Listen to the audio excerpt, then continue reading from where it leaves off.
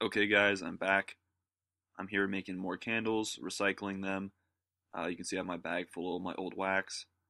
I'm using a pillar mold, and it's a plastic one. You can see I have my wick holder, wick assembly already created. I'm using red wax that's from just some tapered candles that are from the holidays. Nothing special about it, no scents, just the red color. Give it a nice mix, make sure everything's has been melted. Just checking for wax and wicks at the bottom to make sure none of them clog the pan when I pour. I'm just going to close it up, make sure it stays hot. Right before I pour, I like to give it one more stir, one more check to make sure there's no wicks at the bottom. Nothing blocking the hole. Close it up, and I'm going to lower the heat just a little bit because it doesn't need to be very hot. It's just an acrylic plastic. It doesn't have to have the highest of temperatures.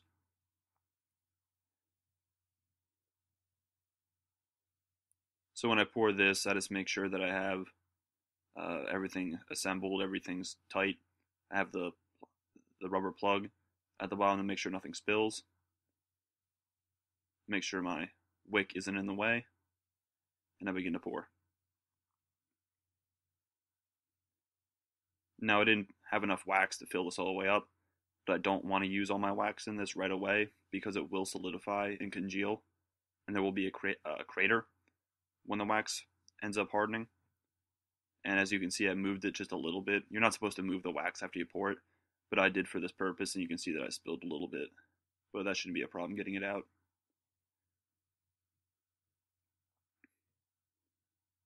Now I just want to fiddle with my wick, just make sure it's centered properly, because you don't want to have your wick not be centered, and then your candle burns funny. The good thing about this mold that I really like is that you can have sights on it. It has holders for the wick holder, as well as ways you can make sure it's properly aligned. So for now, I'm going to let it sit for a half hour. I'm just going to turn off my pan. There's no reason to have it on. And this thing does drip, so I just like to keep a paper towel underneath so it doesn't make a mess. Alright, about a half hour, 45 minutes later, I come back, turn it back on. You can see it's hardened up. Yeah, that's hard wax right there. Just it takes about a minute or so for it to heat up. And you can see it's warm to the touch, but there is a crater starting to form already. So you got to make sure you can fill that before it totally hardens. You don't have to, but I like to. Yeah, you can see there's another wick that was just left behind that I didn't get out. The wax is just progressively turning into a fluid. About another minute and it should be good.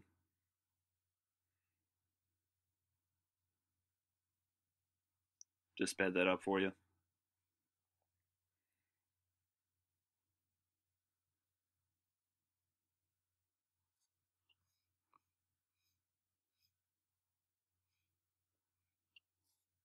Alright, I'm going to do my second pour. Make sure everything's off to the side so I don't spill on the wick. I'm going to pour. Going to fill up that crater. And I don't think I'm going to do a third pour on this candle. I really should, but I think I'm just going to do 2 pours. Because I'm not making this candle fancy, I'm just trying to get wax out of the way.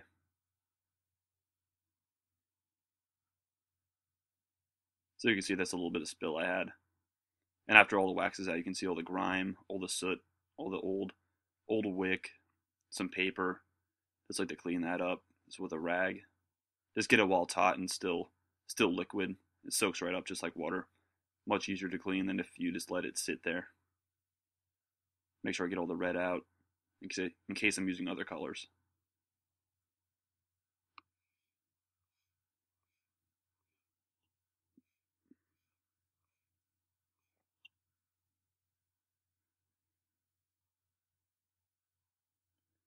Alright, now it's all cleaned, I turn it off, close it up, and now I just wait for that to harden up. It takes about a night. I like to leave it sit overnight. It varies depending on the size of your candle. This should be fine by the next day. And I know I'm gonna have a crater in it, but it's no big deal. Alright, it's the next day. I'm just going to take my wick holder off. Yeah, you can see already there's a pretty deep cavity, but not the worst.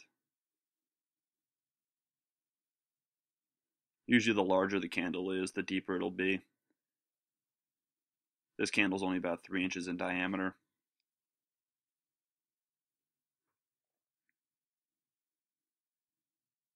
Yeah, you can get a better look at it. It's the finished product. There's the bottom is the top, and the top is the bottom, so you just pretty much reverse it. You can see there was a somewhat deep hole. I'd like to get at least one more pour into there if I was making a good candle, but this is just a candle to have around.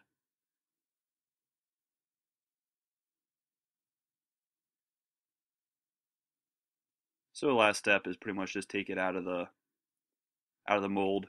Normally it should just fall right out. I don't use mold releasers, but if you are having trouble with it, you can put it outside if it's cold out, or put it in your freezer or fridge.